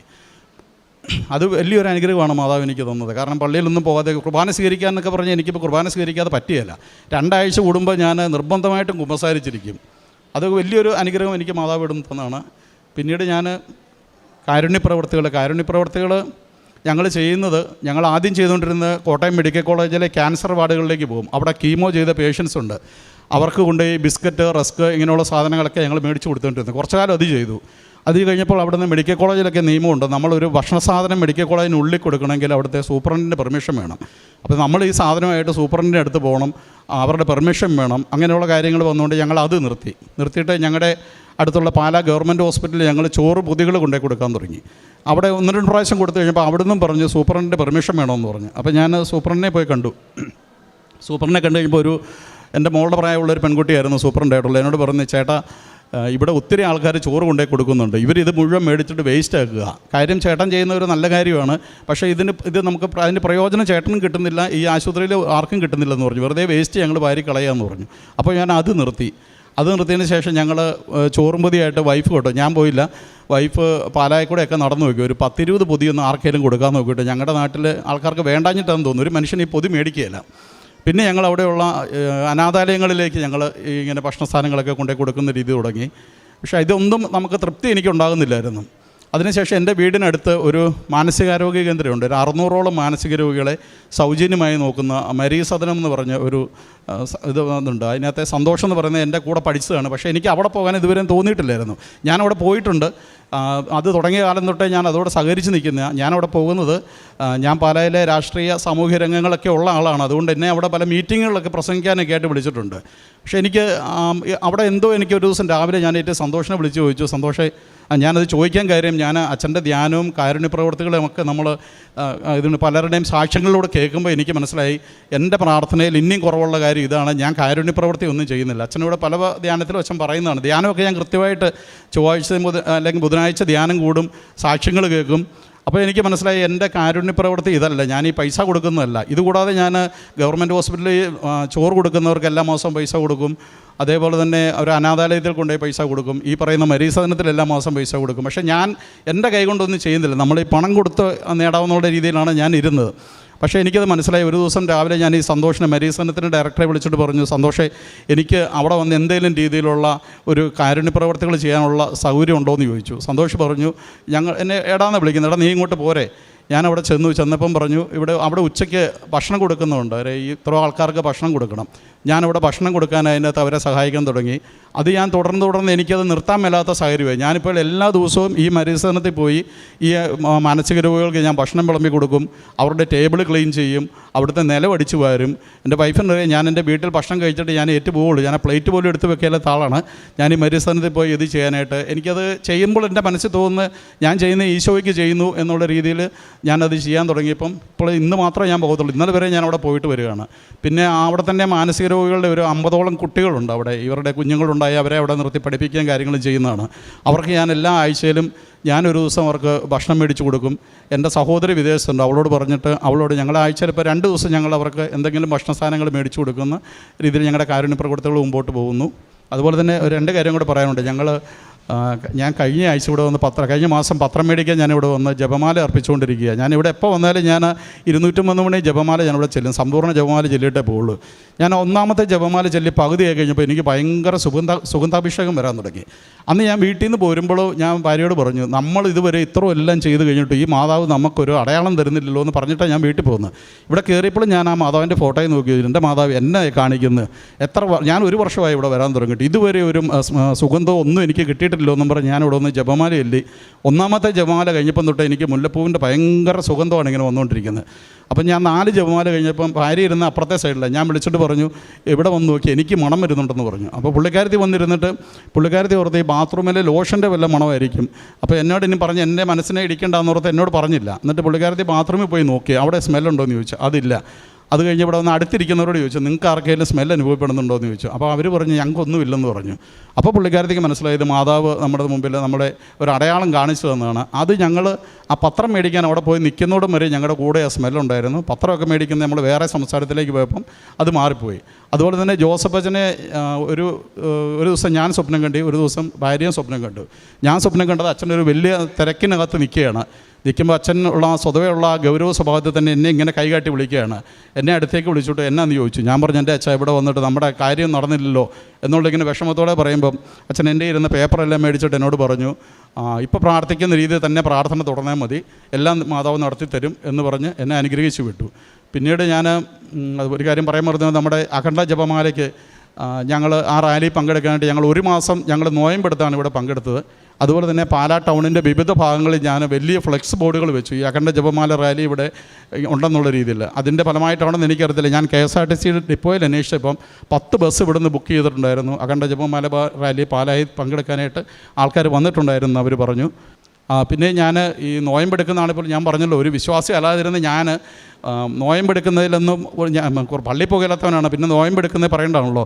കാരണം അന്നേരമെല്ലാം നമ്മൾ ഓരോ ബൈബിൾ വാക്യങ്ങൾ നമ്മൾ കോട്ട് ചെയ്യുകയാണ്. കാരണം നമ്മുടെ ഉള്ളിലേക്ക് പോകുന്നതിന് നോയമ്പില്ല, ഉള്ളിൽ നിന്ന് അത് വിസർജ്യ വസ്തുവായിട്ട് പോകും. നമ്മുടെ ഉള്ളിൽ നിന്ന് പുറത്തേക്ക് വരുന്നതിന് നോയമ്പ് മതി എന്നുള്ള ആ വിശ്വാസത്തിലൊക്കെ പോകുന്നവരത്തിന് ആ ബൈബിൾ വാക്യമാണ് നമ്മൾ ഈ നോയമ്പിൻ്റെ കാര്യം പറയുമ്പോൾ നമ്മൾ അങ്ങോട്ട് പറയുന്ന കാര്യം ഇതായിരുന്നു. പക്ഷേ ഇന്ന് ഞാൻ ഈ നോയമ്പ് തുടങ്ങിയപ്പം തൊട്ട് ഇതുവരെ ഞാൻ ഒരു നേരം മാത്രമേ ഞാൻ ഭക്ഷണം കഴിക്കുള്ളൂ. വൈകുന്നേരം ഒരു 4 മണിക്ക് മാത്രം ഭക്ഷണം കഴിച്ചുകൊണ്ട് ഞാൻ നോയമ്പെടുക്കുകയാണ്. എന്നിട്ട് ആ 2 നേരത്തെ ഭക്ഷണത്തിൻ്റെ പൈസ ഞാൻ അവിടെ സൂക്ഷിച്ച് വെച്ചിരിക്കുകയാണ്. ഈ പറഞ്ഞ മരീസനത്തിൻ്റെ ഡയറക്ടറോട് പറഞ്ഞു, ദുഃഖ ശനിയാഴ്ച വന്ന് ഈ പൈസ എടുത്തുകൊണ്ട് പോയി അവർക്ക് എന്തെങ്കിലും മേടിച്ചു കൊടുക്കണമെന്ന് പറഞ്ഞു. അപ്പോൾ അത്രമാത്രം ആധ്യാത്മികമായിട്ട് എനിക്ക് വലിയ ഉയർച്ച ഇവിടെ ഉണ്ടായി. അതെല്ലാം മാതാവിൻ്റെ അനുഗ്രഹം കൊണ്ടാണ്. പിന്നെ കൃപാസനത്തിന് ഇപ്പം ഞാൻ ഈ സാക്ഷ്യം പറയുമ്പോൾ തന്നെ പലരും വിമർശിച്ചുകൊണ്ട് പറയുമായിരിക്കും. പക്ഷേ അവരെല്ലാം മനസ്സിലാക്കേണ്ടത് ഇതുപോലെ വിമർശിച്ചുകൊണ്ടിരുന്ന ഒരാളാണ് ഞാനും. വിമർശിച്ച് വേറെ യൂട്യൂബിലും ഫേസ്ബുക്കിലും ഒന്നും ഇടുകയില്ല. എൻ്റെ ഉള്ളിലുണ്ടായൊരു വിമർശനമായിരുന്നു. അതെല്ലാം മാറി എനിക്ക് മാതാവിൽ പൂർണ്ണ വിശ്വാസമാണ്, ഈശോയിൽ പൂർണ്ണ വിശ്വാസമാണ്. എനിക്ക് ഈ അനുഗ്രഹങ്ങൾ തന്ന മാതാവിനും ഈശോയ്ക്ക് ഞാൻ ഒത്തിരി ഒത്തിരി നന്ദി പറഞ്ഞുകൊണ്ട് ഈ കൃപാസനം ഇവിടെ ഉള്ളതുകൊണ്ടാണ് ഇന്ന് എനിക്കിവിടെ വരുവാനും ഇങ്ങനെ നിൽക്കുവാനും ഒക്കെ സാധിച്ച് അതിനെ കൃപാസനത്തിൻ്റെ ഇതിൻ്റെ ഡയറക്ടർ അച്ഛനോടും മറ്റുള്ളവരോടും എല്ലാം നന്ദി പറഞ്ഞുകൊണ്ട് ഞാൻ നിർത്തുന്നു. നന്ദി. ഒരു ഉടമ്പടിയിലെ ജീവിതം എങ്ങനെയാണ് ക്രമീകരിച്ചത്? അപ്പം നമ്മളെപ്പോഴും ഇതൊരു പുതിയ പ്രാർത്ഥന രീതി ആയതുകൊണ്ട് തന്നെ ഒരു സ്വാഭാവികമായിട്ടും ഇതിൽ പണ്ട് തുടക്കകാലത്തോട്ട് ഇപ്പോഴും വിമർശനങ്ങൾ അധികമായി ഇപ്പോഴും ലഭിച്ചുകൊണ്ടിരിക്കുന്നു. ഇപ്പോഴും അത് തുടർന്നുകൊണ്ട് തന്നെ ഇരിക്കുന്നതാണ്. അതിലൊരു പക്ഷേ സഭയുടെ അകത്തു നിന്നും പുറത്തു നിന്നുമുള്ളത്. പക്ഷേ അതിൽ അത്ഭുതപ്പെടാനൊന്നുമില്ല. കാരണം ഇവിടെ നടക്കുന്നത് നമ്മൾ ആദ്യം പെട്ടെന്ന് നോക്കുമ്പോൾ തോന്നും ഇത് കാര്യങ്ങൾ നടക്കുവാനായിട്ടുള്ളൊരു പ്രാർത്ഥന രീതിയാണെന്ന്. പക്ഷേ നിങ്ങളിവിടെ പറഞ്ഞിട്ടുള്ള സാക്ഷ്യങ്ങൾ, ഇപ്പോൾ ഈ ഒരു സാക്ഷ്യമൊന്നുമല്ല, പറഞ്ഞുള്ള സാക്ഷ്യങ്ങളെല്ലാം വിലയിരുത്തുമ്പോൾ നിങ്ങൾക്ക് മനസ്സിലാവും. ഏറ്റവും അവസാനം ചിലപ്പോൾ ഒരു ചുരുങ്ങിയ വാക്കുകളിൽ പറയും, ചിലപ്പോൾ അത് നീർത്ത ഒരുപാട് വാക്കുകളിൽ പറയും. ഒരു വ്യക്തി തൻ്റെ ജീവിതത്തെ മുഴുവനായിട്ടും ദൈവത്തിങ്കിലേക്ക് സമർപ്പിക്കുന്നൊരു വലിയൊരു അത്ഭുതമാണ് ഇവിടെ നടക്കുന്നത്. അതിൻ്റെ താഴെയാണ് ഈ ബാക്കി പറയുന്ന ജോലിയും മറ്റ് കാര്യങ്ങളും എല്ലാം. ഈ ഒരു സാക്ഷ്യത്തിലും അത് വ്യക്തമായിട്ട് ഒരു വ്യക്തി ഇതുവരെ ഉണ്ടായിരുന്ന, ഇപ്പം നമ്മളുടെ എല്ലാവരുടെയും ഇപ്പോൾ ഒരു ക്രിസ്തീയ പശ്ചാത്തലത്തിൽ ചിന്തിക്കുമ്പം വിശുദ്ധ ബലി മുടക്കരുതെന്നും കുമ്പസാരം മുടക്കരുതെന്നും കുടുംബ പ്രാർത്ഥന മുടക്കരുതെന്നും നമുക്ക് പറഞ്ഞ് അല്ലെ കേട്ട് അല്ലെങ്കിൽ മാതാപിതാക്കൾ ശീലിപ്പിച്ചിട്ടുള്ളൊരു ശീലത്തിനേക്കാളപ്പുറം ഇവിടെ എല്ലാം പോയിട്ടും ചെയ്തിട്ടും നമുക്കങ്ങനെ പ്രത്യേകിച്ചൊന്നും കിട്ടിയതായിട്ടൊന്നും വലിയ ഒരു ബോധ്യം നമുക്കില്ല. നമ്മളിങ്ങനെ ശീലമായതുകൊണ്ട് ചെയ്യും, ശീലമില്ലാത്തവർ ചെയ്യത്തില്ല, അല്ലെങ്കിൽ കുറച്ചൊക്കെ കഴിയുമ്പം ഒരു ചെറുപ്പമൊക്കെ ആകുമ്പോൾ അങ്ങ് നിൽക്കും. പക്ഷേ ഉടമ്പടി എന്ന് പറയുന്ന ഒരു പ്രാർത്ഥന ഒരു വ്യക്തിയെ, ഒരു ക്രിസ്തീയ പശ്ചാത്തലത്തിലുള്ളൊരു വ്യക്തിയെ ഇത് പ്രാർത്ഥിച്ചു കഴിഞ്ഞാൽ നിനക്ക് ശക്തി ലഭിക്കും എന്നുള്ളൊരു ബോധ്യത്തിലേക്ക് എത്തിക്കാം. അതെങ്ങനെയാണെന്ന് ചോദിച്ചാൽ നമുക്കെപ്പോഴും ഈ പ്രാർത്ഥനയും പ്രവൃത്തിയും തമ്മിൽ രണ്ട് വലിയ ഗ്യാപ്പ് ഉണ്ടാവും. എപ്പോഴും ഞായറാഴ്ച പള്ളിയിൽ പോകും, തിങ്കൾ തൊട്ട് വെള്ളിയാഴ്ച വരെ നമുക്ക് ഇഷ്ടമുള്ളതുപോലെ ജീവിക്കാം. അങ്ങനെ ഒരു ജീവിതം ദൈവം ആഗ്രഹിക്കണില്ല. അവിടെയാണ് ഈ ഉടമ്പടിയിലെ ഒരു പ്രാക്ടിക്കൽ ആപ്ലിക്കേഷൻ വരുന്നത്. അതെങ്ങനെയാണെന്ന് ചോദിച്ചാൽ രാവിലെ 5:30, ഇപ്പോൾ ഇദ്ദേഹം 2 മണിയെന്ന് പറയുമ്പോഴും 5:30 തൊട്ട് ഒരു വ്യക്തി ആദ്യം ദൈവമേന്ന് വിളിച്ചാണ് തുടങ്ങുന്നത്. അത് തന്നെ കൃപയുടെ ആരംഭമാവും. ദ ഫസ്റ്റ് തിങ് ആദ്യം ചെയ്യണത് പോലും ദൈവത്തിൽ ആശ്രയിച്ച. പിന്നീട് ഓരോ ആരാധനയും അത് ഇവിടെ വ്യൂവേഴ്സ് കൂടുന്നതുകൊണ്ട് ഇവിടെ അതിനുള്ള സമ്പാദ്യം ഒന്നും കിട്ടണില്ല. പക്ഷേ ഓരോ ആരാധന ഒരാൾ പ്രാർത്ഥനയോടെ കൂടുന്നു. ആഴ്ചയിൽ ഒരിക്കലെങ്കിലും ഇതുപോലെ ഇപ്പോൾ ഈ ഒരു സാക്ഷ്യത്തിൽ പറയണത് പോലെ ഇപ്പം അവസാനം പറഞ്ഞല്ലോ, ഇങ്ങനൊരു സ്ഥലം അടുത്തുണ്ടായിട്ടും ഇതിനെക്കുറിച്ചൊരു ബോധ്യം കിട്ടണത് ഉടമ്പടിയിൽ ഇങ്ങനെ അന്വേഷിക്കുമ്പോഴാണ്. ഇത് ചെയ്തിട്ട് അതിൻ്റെ ആവശ്യമില്ലല്ലോ, എനിക്ക് എന്താ ഇനി ചെയ്യാൻ പറ്റുക എന്ന് ചിന്തിക്കുന്നിടത്താണ് അങ്ങനൊരു ഓപ്ഷൻ വരുന്നു. അവിടെ പോകുന്നു. അവിടെ ചെല്ലുമ്പോൾ പൈസയല്ല കൊടുക്കേണ്ടത്, കുറച്ചും കൂടെ കാര്യങ്ങൾ ചെയ്യണം. അപ്പോൾ ഒരാൾ വ്യക്തിപരമായിട്ട് ഇതുപോലെ എളിമപ്പെടാനോ അല്ലെങ്കിൽ നന്മകൾ ചെയ്യാനും ഒക്കെ ചെയ്തു തുടങ്ങുമ്പം ദൈവം സത്യസന്ധനായതുകൊണ്ട് ഈ യാത്രയെ ദൈവം ആശീർവദിക്കും. അതുകൊണ്ടാണ് ഈ യോഹന്നാൻ ശിഷ്യന്മാരെ വിട്ട് ചോദിക്കുന്നുണ്ട്, കർത്താവെ നീയാണോ വരാനിരിക്കുന്നവൻ എന്ന് ചോദിക്കുന്നുണ്ട്. അപ്പോൾ കർത്താവ് പറയും, ഇവിടെ നടക്കുന്ന കാര്യങ്ങളൊക്കെ നീ ചെന്ന് യോഹന്നാനോട് പറയാനാണ് പറയണത്. അപ്പോൾ ഇവിടെ നടക്കുന്നത് കാര്യങ്ങൾ നിങ്ങൾ സാക്ഷ്യത്തിൻ്റെ അവസാനം നോക്കണം. നിങ്ങൾ തുടക്കത്തിലെല്ലാം അവർക്ക് ലഭിച്ച ഭൗതിക കാര്യങ്ങളല്ല, അവസാനം പറയാനുണ്ട് എന്തെന്നില്ലാത്തൊരു ആത്മീയമായിട്ടൊരു വളർച്ച. ഇപ്പോൾ ഒരാൾ ഇവിടെ പറയണുണ്ടല്ലോ, ഇപ്പോൾ ഞായറാഴ്ച പള്ളിയിൽ പോകണമെന്നൊരു സ്വാഭാവികമായൊരു നിയമമുണ്ട്. പക്ഷെ അതൊരു ബോധ്യത്തിലേക്ക് വരണമെങ്കിൽ അനുഭവം വേണം. നമ്മൾ മനുഷ്യരായതുകൊണ്ടേ നമുക്കൊരു അനുഭവം വേണം. അതിനുള്ള അനുഭവം ഇപ്പോൾ ആദ്യമേ പറഞ്ഞു. അപ്പോൾ അത് സയൻസിനും ശാസ്ത്രത്തിനും യുക്തിക്കും അപ്പുറമുള്ളൊരു ദൈവാനുഭവം ഒരാൾക്ക് ലഭിക്കുമ്പോൾ മാത്രമേ ഇതിൽ ഈ ഒരു ദൈവവിശ്വാസത്തിലേക്ക് ഒരു വ്യക്തി കടന്നു. ഇത് കർത്താവിന് അറിയാവുന്നതുകൊണ്ടാണ്. നിങ്ങൾ സുവിശേഷം വായിക്കുമ്പോൾ നോക്കിയാൽ മതി, കർത്താവ് ആദ്യം വന്നിട്ട് ഉടൻ തന്നെ നിത്യജീവനെക്കുറിച്ച് പ്രസംഗിച്ചിട്ടില്ല. ആദ്യം വന്നിട്ട് കർത്താവ് ചെയ്യണത് അത്ഭുതങ്ങളും അടയാളങ്ങളും ചെയ്ത് ജനങ്ങൾ ആദ്യം കൂടുന്നതിന് ശേഷമാണ് കർത്താവ് പറയണത് അനശ്വരമായതുകൊണ്ട് നിത്യമായതുകൊണ്ട് സ്വർഗരാജ്യമുണ്ട്. ഇത് ദൈവത്തിൻ്റെയും ഒരു മെത്തഡോളജി. അപ്പോൾ ഇവിടെ ഉടമ്പടിയിൽ ഇതുപോലെ എല്ലാ ഫീൽഡിൽ നിന്നുള്ളവരും അനുഭവങ്ങൾ പങ്കുവയ്ക്കുന്നുണ്ടെങ്കിൽ അത് ദൈവം കൂടെ നിൽക്കുന്നത് കൊണ്ടാണ്. ഒരു പക്ഷേ ഇനിയും ഒരുപാട് പേര് അതിൻ്റെ ഒരു ബോധ്യത്തിലേക്ക് കടന്നു വരേണ്ടതുണ്ട്. ഒരുപാട് പേര് സാക്ഷ്യങ്ങളിലൂടെ തന്നെയാണ് ബോധ്യപ്പെടുന്നത്. ഇപ്പോൾ തന്നെ നമുക്ക് 10,000-ലധികം ജാതിമത ഭേദമന്യേ സാക്ഷ്യങ്ങൾ ലഭിക്കുന്നു. അത് ദൈവം കൂടെ നിൽക്കുന്നത് കൊണ്ട് തന്നെയാണ്. അപ്പോൾ ഒരു വ്യക്തിക്കുണ്ടാകുന്ന മാനസാന്തരവും മാറ്റവുമാണ് ഏറ്റവും പ്രധാനപ്പെട്ടത്. ബാക്കിയുള്ളത് കുട്ടികളുടെയും മക്കളുടെയും എല്ലാം പറഞ്ഞത്. ഇതിൽ വേറൊരു ബോധ്യം പറഞ്ഞത്, മക്കൾക്ക് വേണ്ടി ഉടമ്പടി എടുക്കുമ്പോൾ അവരും കൂടി ഇതിൽ കോൺട്രിബ്യൂട്ട് ചെയ്യണമെന്നുള്ളൊരു ബോധ്യവുമുണ്ട്. ആ മക്കളും അവിടെ വിദേശത്തായിരുന്നാൽ അത് ചെയ്യുന്നുണ്ട്. അപ്പോൾ ഇങ്ങനെ ഒരു വ്യക്തി കംപ്ലീറ്റ് ആയിട്ടൊരു യു ടേൺ ഉടമ്പടിയിൽ എടുക്കുന്നുണ്ട്. അത് ദൈവത്തിൻ്റെ നാമത്തിലാണ് എടുക്കുന്നത്. ദൈവത്തിൻ്റെ നാമത്തിലെടുക്കുന്ന വഴികളെ ദൈവം ആശീർവദിക്കും. ആ ആശീർവാദത്തിൻ്റെ ഭാഗമാണ് ഈ പറഞ്ഞതെല്ലാം. ഇനി ഉടമ്പടി മുന്നോട്ട് പോകുമ്പം ഇനി ഒരുപാട് ദൈവാനുഭവങ്ങൾ ഉണ്ടാകട്ടെ എന്നും പരിശുദ്ധ അമ്മ ഇനിയും ഒരുപാട് അനുഭവങ്ങൾ കൊണ്ട് ഒരുപാട് പേരെ ഈ ഒരു ദൈവസ്നേഹത്തിലേക്കും മറ്റുള്ളവരെ സഹായിക്കണമെന്നുള്ള വലിയ മനോഭാവത്തിലേക്കും ദൈവത്തിന് വേണ്ടി ഇറങ്ങിത്തിരിക്കണമെന്നുള്ളൊരു ബോധ്യത്തിലേക്കും ലഭിക്കുവാൻ ഇടവരുത്തട്ടെ എന്ന് പ്രാർത്ഥിക്കുന്നു. നമുക്ക് കരങ്ങളടിച്ച് പരിശുദ്ധ അമ്മയ്ക്ക് തിരുക്കുമാരന്